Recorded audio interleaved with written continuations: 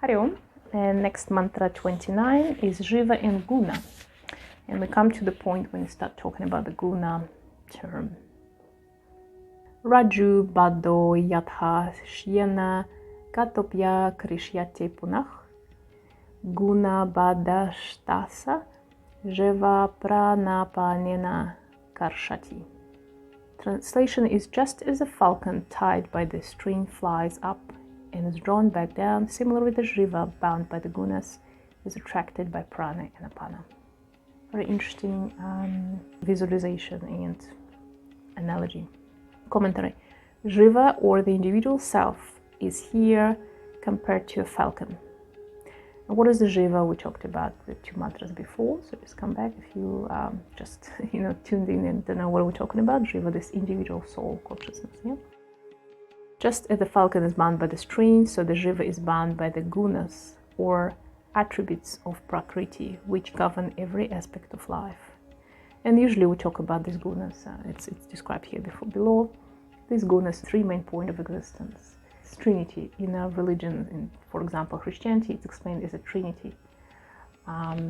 In yoga science, some maybe Buddhism or Hinduism, we have these 3 deities or 3 gunas, 3 actions. Yeah, let's have a look. What are they?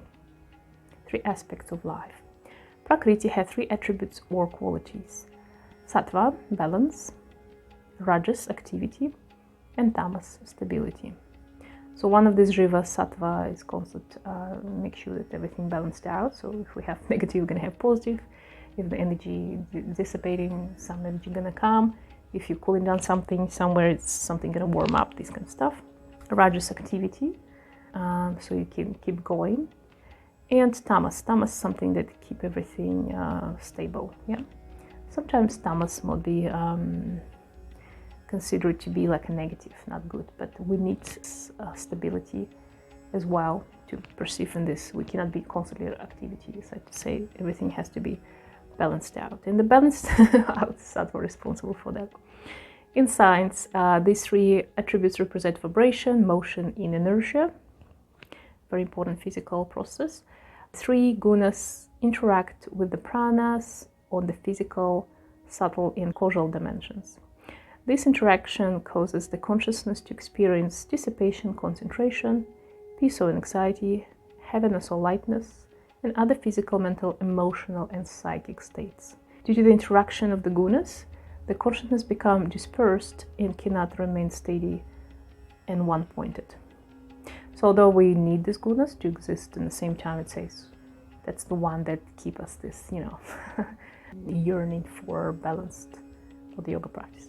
This situation is described in the mantra, but using the image of falcon representing the individual soul, which is tied down by the strings of the guna.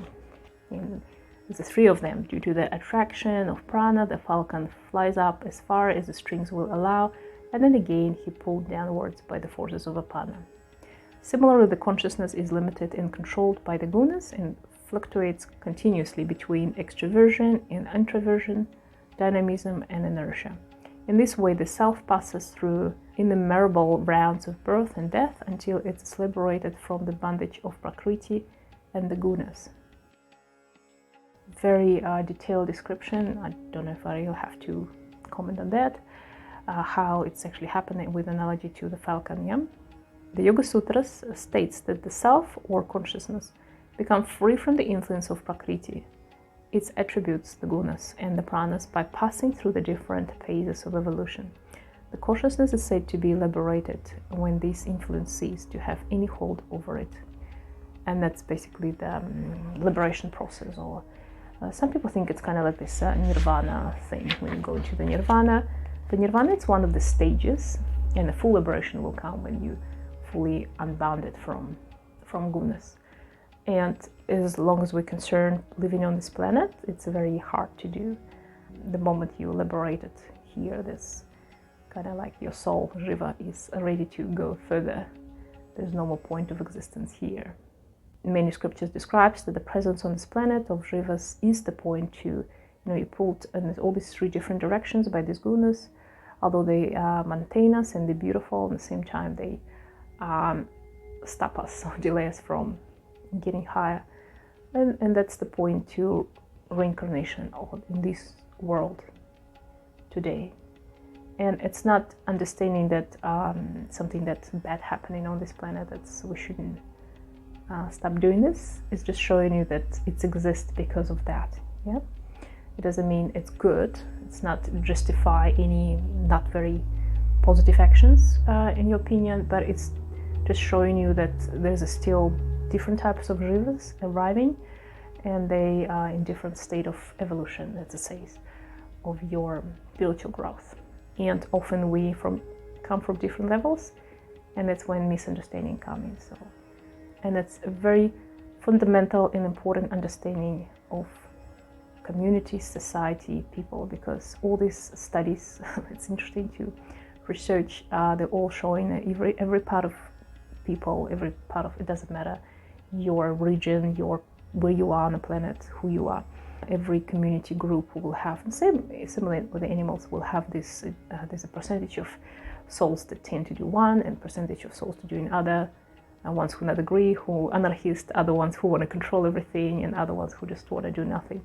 It's a very rough estimate. Like, there will be specific roles, and if you read some studies, psychology or psychiatry studies about that, and it's very much explained for me clear through this different stages of the rivers, and they kind of more or less dispersed around the planet, and maybe in some places we have more spiritually aware people, and some planet less, but in general it's all the same. And another thing is through the times as well, people saying right now there's a more spiritually aware people appearing on this planet. I'm not sure, maybe it's just more people right now, and also we more aware of who is what doing because we have social media and internet and this kind of connection. It's hard to tell what was happening like 1,000 years ago, and actually in a deep past maybe there was even more enlightened people right now. How do we know? So there's a lot of interesting things happen, and I hope the reading of Upanishad helps you to understand it. Hari Om.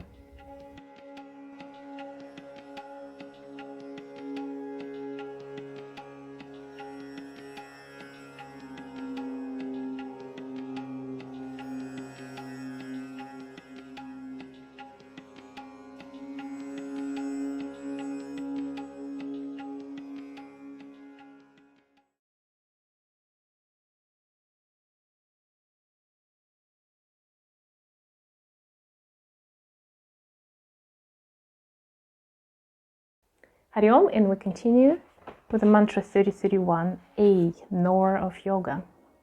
Sanskrit first.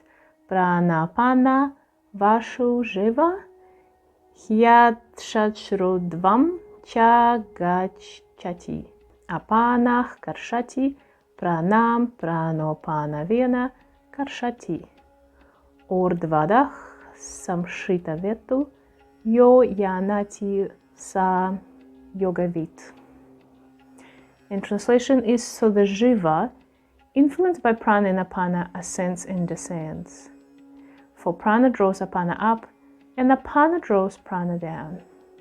One who knows the significance of the ascending and descending of jiva is the Nor of yoga. So basically I was trying to say, the moment you control and aware of it, you know the yoga. Before that, maybe not. Commentary. According to the theory of pranayama, the involuntary process of breathing, by which the jiva constantly moves up and down, can be made voluntarily by the introduction of awareness. And that's exactly what we do in every practice. Even doing just the asanas practices, you are focusing on that. It is possible to attain mastery over the breathing process and harmonize the flow of prana and apana through breath awareness and control, coordination of the breath with mantra, awareness of the pranic movement within the body. Once this harmony and control is attained through the practice of pranayama, it becomes possible to observe and transcend the gunas, thus attaining liberation. And the gunas, it's something we talked about briefly before, something that's three different aspects of you, and usually one prevailing or two prevailing, one diminished, so it's constant. We're constantly within the disbalance of one or other. And the yogi, or this one that's in the middle, in the perfect sense, the knower of the yoga, the one who in the middle, in between, all of those, so equally using them in benefit. All the scriptures, the yoga gurus say it simply could be achieved by practicing pranayama, simple meditation techniques. Doesn't have to be sophisticated meditation techniques, which when you can start controlling your apana, you just first start aware of it. You do have apana, you do have a prana, you do have apana, you do have the constant movement, yeah, of the energy. The moment you start observing it, learn, it will be easier to control it. And then you can voluntarily bring it down, up, speed up, lower down, this kind of stuff. Bring it to particular places of the body, particular chakras, and then you can be an aura, you can control it. So in the mantra it is said that one who understands the significance of the ascending descending of Shiva is an aura of yoga. So simple yet very profound mantra. Just giving you all the answers, all the cards. There's no secrets, there's no ancient techniques which exist. Just start controlling your prana. But many people cannot get there because the constrictions in the mind posed enough through our lives, posed enough every day. And I notice many people right now talking about delusion in the world. So they live in a simulation, for example. That's one of the words people use, or Matrix, yeah, the famous movie Matrix, kind of trying to show it on a very rough, rebelling type of scenario when you have this totally controlling robotic intelligence or something like that. It's all talks about the same, and when people trying to see something in the world which could be controlled, or they call it mistakes in the matrix, glitch in the matrix. It's not like literally you're in a computer game and there's a glitch. It will be the reality showing you something, or not showing you, or you're just noticing something which you haven't noticed before, or the way your mind rebel or interact with the world and trying to noticing things. So all this all coming through, and often we have like siddhis that manifest themselves, and they might cause this glitch in the matrix which we think are, and so on. And another example of many people right now are saying that they start awakening and they can see this noise and how this world become worse and this kind of stuff. But just remember that it's always been the same. So when we're reading the ancient scriptures, thousands of years, and we're not talking even 1,000 or 2,000 years ago when religion like Christianity starting through the Jesus and stuff like that. We're talking about 5, 6, maybe even older scriptures, because before even the first Upanishads and stuff being started written, they've been given from teacher to the student, from guru to the aspirant or sadhaki, through the mouth, through the word, before they even were considering to be written down. And many tantric teachings, which I try as well and practice, they haven't been written officially because of this particular attributes to preserve it. And now we have video cameras and this kind of stuff, so we can transfer information differently. But back in the day, even those things didn't exist, and there was the only way to ensure that person-to-person transmission of the knowledge through telling it, teaching your student. And also you were bound by do not give it away to anybody, because of the consequences in my play. It's not because we don't want anybody else to be enlightened people in this world, but it's because if you give it to somebody who's not ready, there could be very bad consequence for that person, first of all, and you'll be responsible for that. And secondly, this person might have these extra abilities which they will not use how they intend to use it for self-growth. They will use it for manipulating other people or control the world or this kind of stuff. So they might only harm rather than excel. Yeah. So that's why these teachings were kind of like secretly given from person to person, and still there's not many of them been written down. But at the same time, there's nothing, if you look through even practices and knowledge, it's all about the same. Yeah, so it's all same story given, talked or practiced in different ways. That's how I see it through. Even if you look on the religions, despite all the little discrepancies, and the differences usually is when people start writing it down, and the people who are writing it down is they try the best to write down, for example, whatever Jesus was saying, but in the same time they put their own understanding, political situation of the life, whatever way of life they were living, traditions, their time in the country, or even the who writing it down. It's very important, and it's all reflected in the scriptures. So every scriptures have this behind meaning, kind of the same, but at the same time these differences reflect by who was written down. And that's why it's so good to read different texts and look on the different commentaries, because you always heard something new. But it's only like one part of your practice. The majority of it should be your personal practice and your practice with your guru teacher, the one person you respect and feel yearning to. That's the guru, the teacher that you should follow. You cannot follow somebody who you don't respect or don't want to be like that person. So always think about your intuition, and it will all come to place. But even today, we don't even have to have a teacher, guru. They say the teacher comes when you need it. So sometimes you can, like I had different teachers of yoga and different aspects of yoga coming through my life. But it was a long time before I actually get a guru. But some people, they straight away find a guru since they were young or something, and they follow, and they might fall apart. They might not be happy because it's not.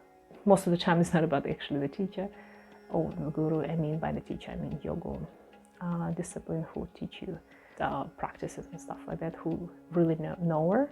Often we change, and something we thought amazing before might change. If you remember yourself when you were a teenager, or then when you were in your 20s, and then you were in 30s, and maybe in the 40s, depends how old you are, there was all different people, different understanding, different perspective. So just to keep this in mind as well. And I hope you will prosper on your path of enlightenment. Blessings.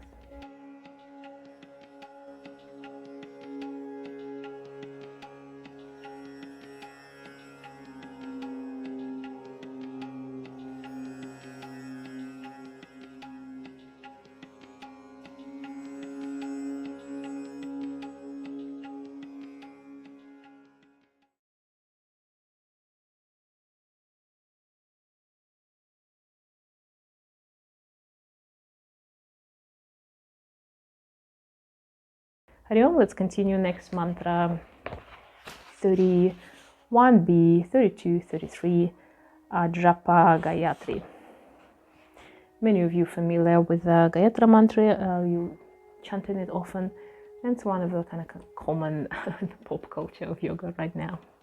So let's see what this mantra would tell us. And it's a little bit longer commentary, so we'll take our time. Japa Gayatri. Hakarena Pahiryati Sakarena Vishitpuna Hamsa Hamsyetyamam Mantram Yevo Yapati Sarvada Shatshatani Diva Ratru Sahasranyaka Dim Shati Etat Samkyanvitam Mantram Yevo Yapati Sarvada Aljapa Nama Gayatri Yoginam Mokshada Sadam. In translation is, with the sound ha, the breath goes out, and with the sound sa, it comes in again, making the sound hamsa, hamsa. So if you ever listening to your breathing like this, often you can clearly hear it when you do jai. Inhale, exhale. You will hear this kind of hamsa, hamsa. Maybe it's not as straightforward, but it's more or less sounded behind it. Thus, the individual soul continuously repeats the mantra. Day and night, this mantra is being repeated 21,600 times. So if you calculate your approximate how much you breathe per minute, 2-3 breaths per minute, for kind of like when you're in a calm state, that's how much it is. When the jiva ceaselessly continues to repeat this number of mantras, it is called the Ajapa Gayatri, which always brings liberation to the yogis. So japa, it's basically repetition, japa. Mantra, it's the mantra that was something we chant. Mantra, it's particular sounds which created this like a specific code, sound code. If you explain the physics or the wave frequency, which are affecting particular states of us. And there's a particular chakras have particular sounds, particular mantras, particular frequencies. You probably have seen a lot on the internet, people doing this kind of like clean this chakra with this frequency music. And I never knew like how they, actually there was a correct one, and it's according to the yoga. I think most of it, 90% of it, probably just the nonsense. People just take something nice and put it on. Don't believe in everything you find on the internet. But it is actually a real thing behind it in yoga. And it is recommended to use your own mantra. So if you want to meditate on a particular mantra sound, unless it's your guru teacher, which you really respect and happy to do it with, record yourself. So record yourself chanting something and then listen to yourself. They'll be more beneficial. There's no like, you cannot go wrong with that if you do that. So let's see the commentary. A japa japa is a spontaneous form of mantra chanting, coordinates with the breath for attaining concentration of mind and liberation of the self. In the technique described above, the natural flow of the breath is observed. As concentration deepens, it is possible to discern the soft hissing sound of the breath at the time of inhalation and exhalation. The sound heard during inhalation is similar to the syllable sa, and during exhalation to the syllable ha.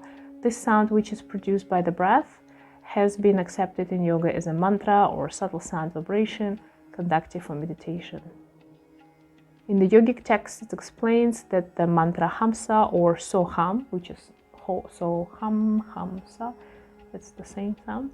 Soham, soham, soham, soham, sa, hamsa. So it's somehow when you repeat non-stop. It represents the sound of the breath. Also had a deeper esoteric meaning. And we're going to go into the esoteric meaning, but let's come back to this spontaneous japa japa mantra. So what I try to tell you by default, you're aware of it or not, you're constantly practicing this. If you're just living on this planet and you're breathing and you cannot live without breathing, you are chanting already this mantra, and if you listen to it carefully, you will hear it. And it's amazing because even before I even knew that yoga exists in my life, well, when I was a child, of course, probably I knew on a deep level from my soul, but I didn't know it like physically when I was small. I was doing this, I was listening to this sound, and it's already fascinated me. And you can actually, what they're trying to say here, you can actually, without going to any guru teacher, as I said before in previous mantra, go in and learn secret techniques. You can just by listening to your own breath and focusing on it deeply, non-stop, all the time. And if you perfect it even in your sleep, it will be your state of meditation, which can give you liberation, or it will give you liberation or enlightenment. So some people, or many people, maybe not many, I don't know specifically how many percentage, but people do get liberation, enlightenment without even going to yoga classes or knowing any secret techniques. And one of the best advices, one of the first advices I get, and the best advices when I was doing my teacher training, which was like now already like 10 years ago, it was that you don't need to know very sophisticated practices to get result or enlightenment. It doesn't even matter what you're repeating, it will dramatically improve and fasten your result. But even if you meditate on some word like table, for example, or chair, and that's a good example, but just any word on your name, on the name of your guru, you will get enlightenment if you really find a state of concentration in your practice enough. So that's something to remember. So if you don't want to even chant any mantras because it have religious connotation, think about hamsa or soham. It's just the sound of your breath, you know. So trying to listen to that. According to Samkhya and Tantra, the mantra hamsa is symbolic of the Purusha Prakriti or Shiva Shakti Tattva. Purusha Prakriti or Shiva Shakti, this is two like opposite energies that exist in the world here. The Ha represents Purusha, or which is the Shiva, the positive or male principle, and the Sa sounds represents Prakriti or Shakti, the negative or female principle.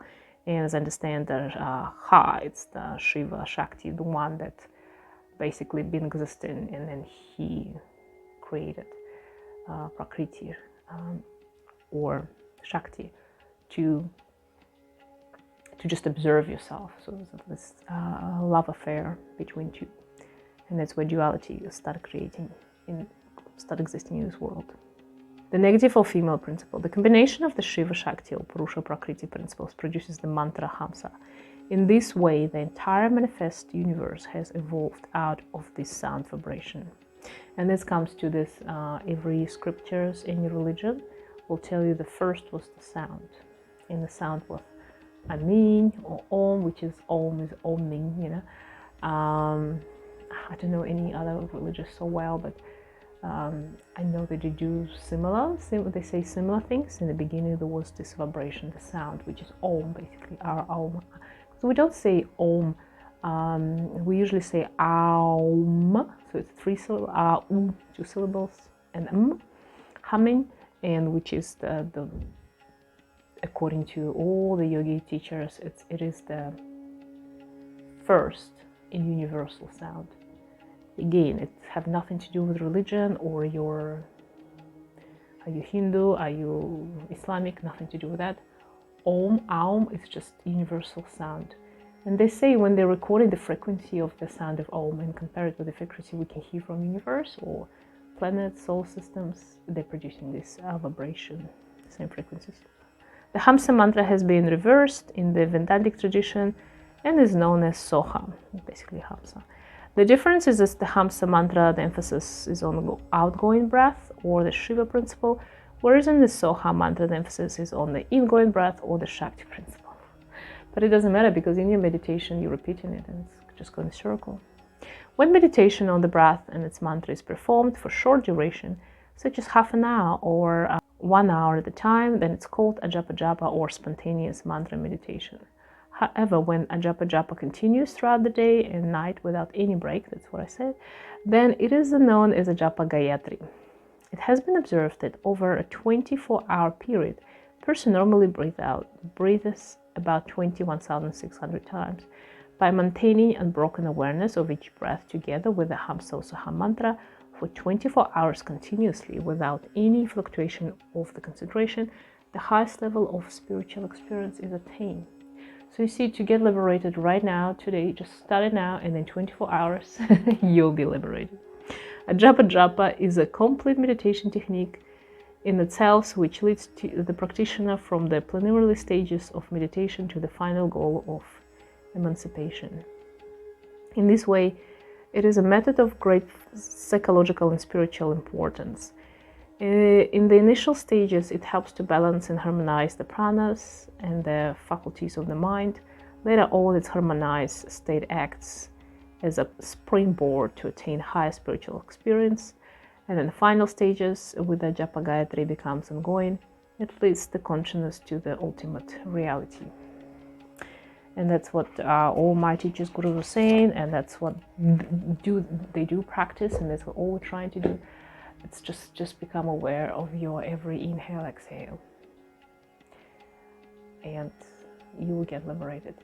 But the trick is how hard to do this. And all the yoga practices, if you think about it, they're all directed. Even asanas, why people do asanas and then they get so complicated asanas. They're harder and harder, so by imposing these uncomfortable poses for our body, we're trying to channelize the mind and get full concentration. If you ever practice any martial arts, for example, you know that's exactly the same used there. For example, Aikido, you have to, the concentration in Aikido has to be like 150% because you have to kind of also be focusing and predict the future and know what's happening right now. And all these martial arts, amazing as well, like in terms of as an art, not as a fighting other people, but they bring you this one point in concentration as well. So that's a very great explanation, and essentially all the practices we do in yoga, they direct it to this point. And you don't need sophisticated mantras to chant. You don't need to become aspirant of any particular religion. That's what I love about yoga. It's all transparent, just focusing on your breath and you get liberation. And I wish you attain it soon. Hari Om.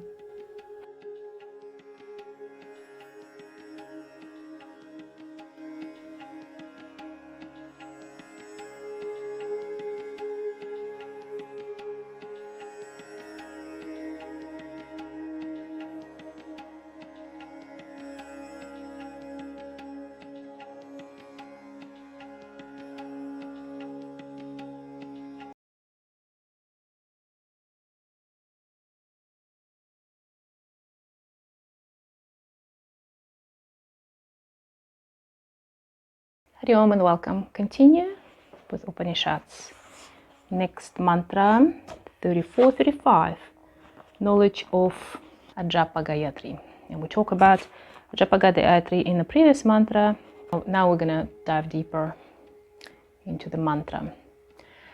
Sanskrit is Asyah Sankalpa Matrena Sarva Papai Pramuchyat Anaya Sadrikshe Vidya Anaya Sadrisho Yapach Anaya Sadrisham Gnanam Na Bhutam Na Bhavishayati Kundalinyam Samudbhuta Gayatri Pranatharine. So just remember, I'm reading the English transliteration, so absolutely probably incorrect. Close enough. Translation. Such knowledge as this, such ajapa as this, removes all sins only by its awareness. Knowledge of this existed neither in the past nor it will be in the future. This ajapa Gayatri, born of kundalini, in the sustainer of prana. In the commentaries, the importance of Ajapa Gayatri has been emphasized in this mantra. By this method, the gross consciousness is transformed into pure consciousness. Therefore, it is comparable to the highest knowledge. In the normal repetition of the mantra, there is awareness of the particular sound produced verbally or mentally for a limited period of time.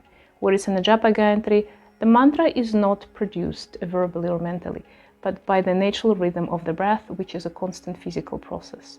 Use of the breath as the basis of mantra repetition allows the practice to go on effortlessly, so that the awareness of sound becomes continuous for all the 24 hours. This type of spontaneous japa brings about constant meditative awareness, which purifies all the mental impressions or samskaras and hence removed all sins. So the sins here, I think it's kind of old word that they're using in this particular commentary for our easier understanding, but sins is not samskaras or impressions, doesn't have to be sins.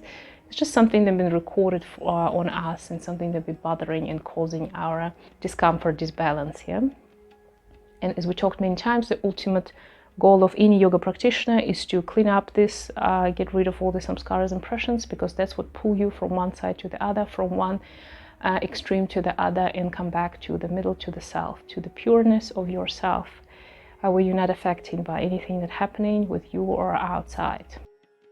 Ajapa Gayatri, as you remember, it's the Soham breath sound, which, as we discover from previous mantra, prevail and present with us through all of our life. We're all breathing, we're all inhaling, exhaling, and it's been noticed that the sound, which you can start hearing, usually if you use a dry breath, you can hear it more clearly. It's like so hum. So we kind of it's not particular as a say so, but if you're listening to your breath, when you're inhaling, it's kind of more or less closer to that, and hum, it's more closer to this exhaling noise. And this is universal and amazing, this particular japa technique, because it's available to everyone. It doesn't matter which language you speak or you don't speak at all. As long as you can breathe, you can practice this. And another, what they're trying to emphasize here, importance in magical part of it. It's that magical in a funny sense, but I mean very universal, I would say. The practicality of this mantra is that anybody can use it. Doesn't matter your language, religion, understanding. If you can even not speak, you can still hear that. And if you every breath, every inhale, exhale will be aware of it, you can get liberation or enlightenment, or get rid of all your sanskaras, or as they say, sins here in this lifetime. And I, from personal experience, know for whoever practitioners, yogis, guru, scripts I read, that this is one of the fastest, and some even think maybe the only way to get liberated fast in our life, because in our life, who has time to practice in hours and hours of different mantras and sounds? Because usually in the japa meditation, we give you some kind of mantra. It can be a personal mantra, it could be the mantra that given by this particular meditation. It's amazing, it's very good, and it's great benefits. But as these practitioners, yogis, through experience say, nothing is effective more than soham. Yeah. So everybody have it, it's natural to you, it's given. And if you use it, it doesn't have any annotations to any groups, religions, cults, or anything like that. So, it's pure sound of your breath. And if you just focus on that, and it's always with you, even in your sleep, you will get liberated. So that's the point, I think, here, what they're trying to say in this mantra. Here we can understand sin, explaining the sin, that's what I say, as the negative impressions in the mind which accumulate at the subconscious and unconscious levels and influence the jiva to act in ways which are harmful for its own spiritual evolution and for the welfare of others. So the sin, they mean if you have these impressions and they're bothering you, you know, these extremes, that I say, and they cause you for the action or not action, which causing others. And that's one of the main reasons people behave. They behave, and we have situations in the world which sometimes absurd, but that's what's happened here. Yeah? So they kind of call it here sins, but I think it's not the very good English word, because usually we attribute sin to something we especially did something bad, and it's very related to the Christianity in particular. According to Kundalini Yoga, these negative samskaras, which are stored in the karmashaya, subtle layers of impressions, at the level of Svatisthana chakra, form the primary abstraction to the upward passage of Kundalini Shakti. The mantra implies that the blockage is removed by the Japa Gayatri, and hence Kundalini Shakti is able to ascend the Sushumna passage unhindered. And if you watched any of my previous talks in Pranayama and Pranayama and reading these Upanishads, we constantly talk about the chakras, the ascending of Kundalini, where it's coming from, where it's stuck, what's happening. And as I told you before, if you were like a monk in some particular monasteries in Tibet or something, it's some of them attributed in Buddhism that only when you reach Manipura with your Kundalini, then you can be practicing Kriya Yogas and ascending your Kriyas. And unfortunately, in the modern world, well, maybe fortunately, people practice Kriyas given without any preparation. I'm saying unfortunately for these people who start practicing it, because they have some kind of energetic pool or energy coming, opening the chakras, but with the releasing of all the benefits, but they also all these impressions start releasing. And some people cannot sustain it. Some people have this feeling of overwhelming everything, like their swings of the temper happens, so they might become too aggressive or too hungry, or they want to accumulate everything, or opposite, they love everybody too much, you know, all these things. So it's even if it's in a good way, we're considering by our society right now, or any society, because every society has its own understanding what is good, what is bad. It's still positive for the practitioner as a yogi practitioner, because you remember, if you're even too given, too loving, it's still too much. So you want to tend to be in the middle, in the present, yeah. So in any direction, yeah. So the explaining the sins, as I said, in the sense, and then Svatisthana, we talk about this in reading this Upanishad several times, about the storage. We talk about the release your dragon, train your dragon. So Svatisthana is one of these kind of magical places where so Muladhara, your first kind of lower chakra, it's connection to your animal world. This is the chakra through which you reincarnate in this life. When you move evolutionary from animal state to the human state, traditionally, if you kind of follow from bottom to the top, not necessarily happened, but it's one of the connection chakra. And then Svatisthana, it's the next one. It's the one which have all this storage of primordial knowledge, and it's a very important one, Kundalini rising, because that's the seat on Kundalini. Sometimes, often we use this chakra to kind of start this process of fast evolution spiritually. Even any other practices on the higher levels we do, they constantly coming back to Svatisthana, and particularly if you're practicing more ancient type of techniques like a Tantra yoga, and I'm not talking about sexual type of Kama Sutra energy harvest through these practices, but I'm talking about some meditation. When you meditate, you do some visualizations, or you move the energy back down through the Svatisthana, or even to the ovaries or of your equivalent male organs, and you engage that energy to waken up your Kundalini. So it's quite a Got it a little bit deeper down to Tantra here now.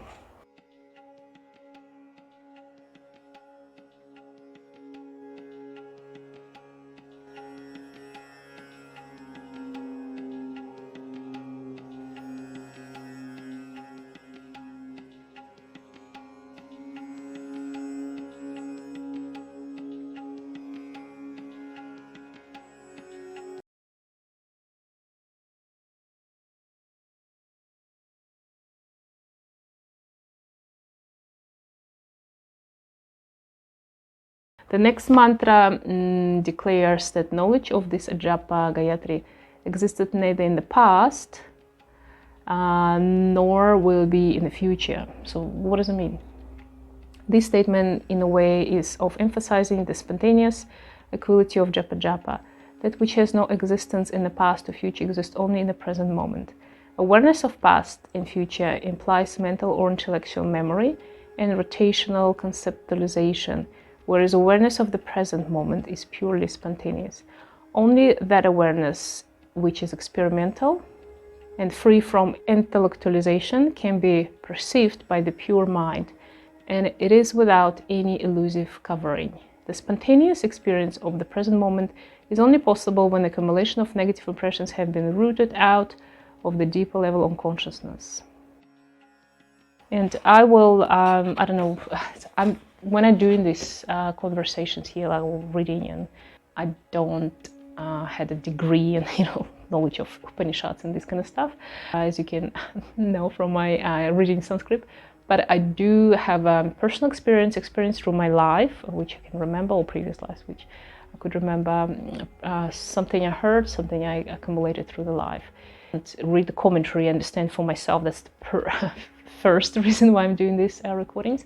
And the next is to kind of put it through my understanding in the prism of practices which I done so far, or which we're practicing right now. So with this, when they talk about past and future, and so it's kind of trying to bring you to the focus on the present, and that's what we're trying to achieve, and that's one of the hardest part. And everybody's problem in the world who are trying to do practices like yoga, meditation, it's the mind. And the mind, that's the place which we have access to our memories, the past. We're trying to think about the future, this kind of prognostic part, and we're also constantly recycling what we experience. And whatever you experience in your life right now, it's always shadowed by impressions. So if you experience something in the past, like you met somebody on the street, the dog, for example, and she barked on you, next time you meet the dog on the street, you unconsciously will have this lower percentage of expectation that the dog might bark or attack you. So you cannot kind of get rid of this stuff unless you're going through this constant cleansing your samskaras. And the best example I can give you is remembering when you were a child. If you can remember, many people kind of forgetting very fast what's happened when they were children. I've been lucky and blessed that I have very clear memories of my childhood, and it's not just like a physical, I remember what's happened on dates or something like that, but it's actually, I feel it through the body, through sensations, and even kind of preserving that state. And this is very important because when you're a child, your samskaras levels, well, first of all, it's less, of course, because you had shorter life. And secondly, you still preserve this, especially before you're a teenager, you preserve this way of not be so much suppressed by hormonal things happening in the body when it started, from puberty. Yeah? And then you're not so much obscured by experience on top of the hormonal. And so basically when you're a child, most of the things you more probably experience first time in this life, and you're more prone to just experience at the moment. And that's why children seems to, and they are, hopefully many of them are happier, and they're more open-minded, or they can experience this with my child. They cannot get scared of something which I get scared. For example, the large dog come to my child. It's a bad example, for example. and I'm already freaking out because it's a huge dog and there's a stories that the dog's attacking the children, this kind of stuff, especially when the child trying to pinch the dog, but the child absolutely oblivious to that, or for example the poisonous snake or something like that. So you can see it and observe it with the children. And another thing, they can momentarily be happy in the present moment, the children, than us. We might experience like, oh, I feel happy right now because it's a happy moment and I should be experiencing the happiness. Oh, and only when you start thinking deeply, oh, I'm so happy, I'm in the moment with my child, for example, he's healthy, I'm healthy, and we should be happy right now, something good happened. It's too much analyzation already happened, and the child at that moment will be not like you. He or she will be in the moment of happiness, regardless of all these thoughts, which hopefully child doesn't have at this stage. So that's what I'm trying to say here. So the past and the future, that's something that bound us and constantly pulling us from the present. Present is your pure conscience, higher self. It's your present, it's your happy, in terms of, not happy, I'm excited, but in terms of the best of your state, which you are I hope I'm trying to kind of more break it down and make it more accessible and understand in everyday's life, yeah? The mantra further states that this Ajapa Gayatri is born of Kundalini. The spontaneous awareness of the mantra or sound principle of the breath arises from the spiritual potential or Kundalini. The unawakened mind dwells constantly in a state of duality, which is symbolized here by the term past and future. And that's what we just say. It's also symbology of that you're happy or unhappy, or you're poor or rich, you are tired or you're excited, or you angry or you're calm, you love or you hate. This does not exist when your Kundalini start getting awakening. So it's not like everything become, some people say my life become dull and I don't want it, or people experience it for a little bit and it scares them. I can only speak from my experience of watching people who are in that state, or my personal experience, which this is again your mind. Your mind will tell you, oh, this is boring or scary. And the first thing I found, people who start going on a spiritual path, first thing they start experience is this apathy, fear, disappointment in the world, or sadness, or is everything losing the point of everything. And it's happened to me, I think, many years ago. I don't remember when exactly, but in the very kind of beginning, when I truly started diving into this, to stay in this present moment, it's this overwhelming kind of sadness that everything losing the meaning. And it was the mind. It is the mind that does it with you in the beginning. It's you overthinking. You're thinking, oh, should I give up my family? Should I go into the mountains? Should I stay in a cave? Or should I never stop the family? And I found many people right now on the planet kind of stuck in that moment. But that's the moment when you have to push through and surpass. It's the good, but you shouldn't stay there because you will be overwhelmed with the depression, maybe. And you feel like, what's the point to do anything in this reincarnation, because it's all going to come back. And everything repeating. People the same. There's always somebody nice, somebody's bad.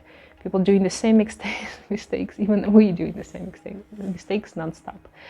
If you look through the history, what Socrates or Herodot were writing 3,000 years ago, whatever, 2.1 thousand years ago, it's exactly what's happening right now. And if we read their texts without understanding it was written over 2,000 years ago, it seems like it's just been in the news last week about people, migration, misunderstanding of the children, older generation always saying that the younger generation gonna lost it, and all this stuff.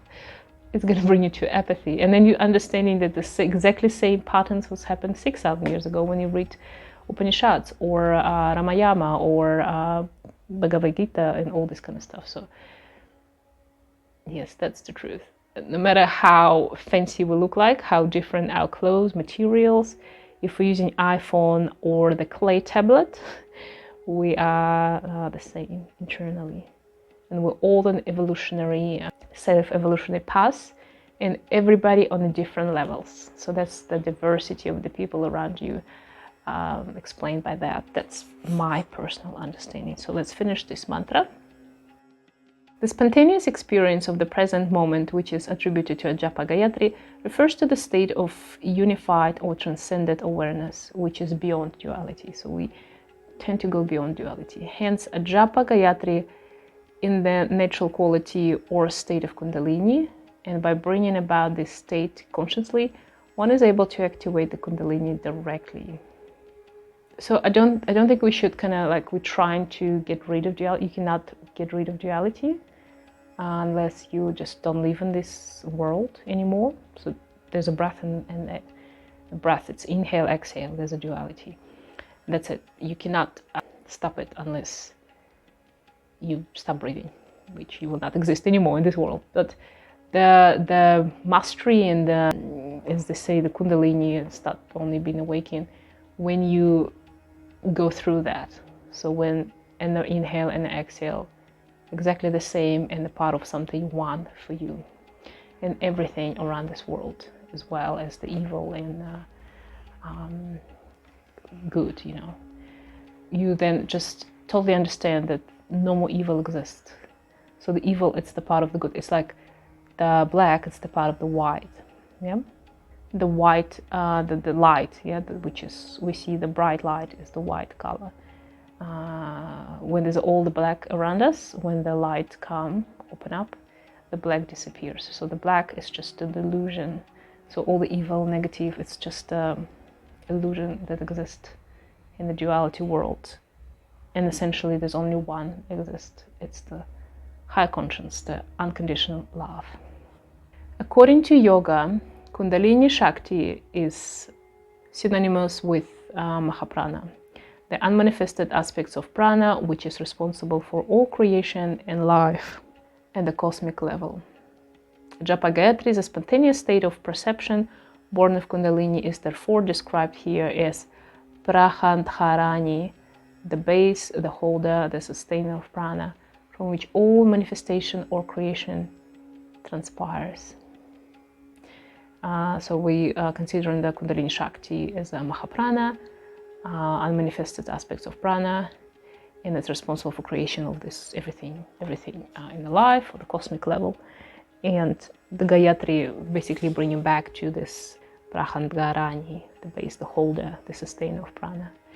And that's kind of like summarize what I just say about this doomness, or we cannot destroy the duality, so we just kind of going beyond it and see it as the one. And I'm trying to think about example.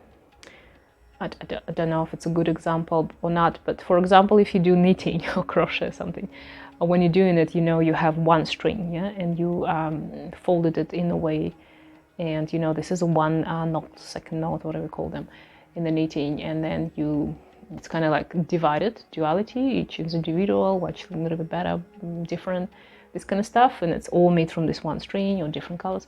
But when you create your product, pullover, for example, or blanket, it's all behave as one.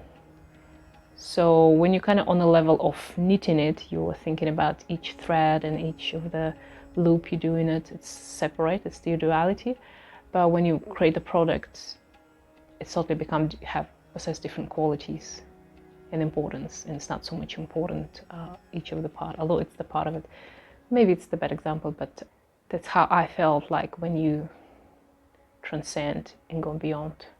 And this happens in not just spiritual, of course, but it might happen with you in every other aspect of your life. For example, if you start understanding some basic principles of the processes, and some processes will become to you in a way that you understand it's how to behave towards each other. So I can give an example from in the science. So I experienced this years ago. When you go deep down in the science, physics, chemistry of the processes on the planet, for example, interaction between oceans, biosphere, geology, rocks and stuff, and which is kind of geochemistry, and the atmosphere, and how they all interacted. It's amazing. It's like a dance, everything related and balance each other or unbalance each other. And that's what I found in modern science. People totally disconnected from this understanding, and the problems and the misunderstanding coming from it, and how people don't understand if you do something up in the valley in a river, how it's going to affect the beaches down the valley or the ocean or even other part of the world, because atmosphere circulates in a tremendous speed and the water circulates all over our planet, all these things. So it's all interconnected, and you need to understand this process. Like, so you kind of can look on a very fine element level of the geochemistry of the rock, and it give you a bigger picture of what's happened in general with the planet, the climate, this kind of stuff. Similar with your life interactions or your spiritual growth. So I hope it's kind of making some kind of sense. Hari Om.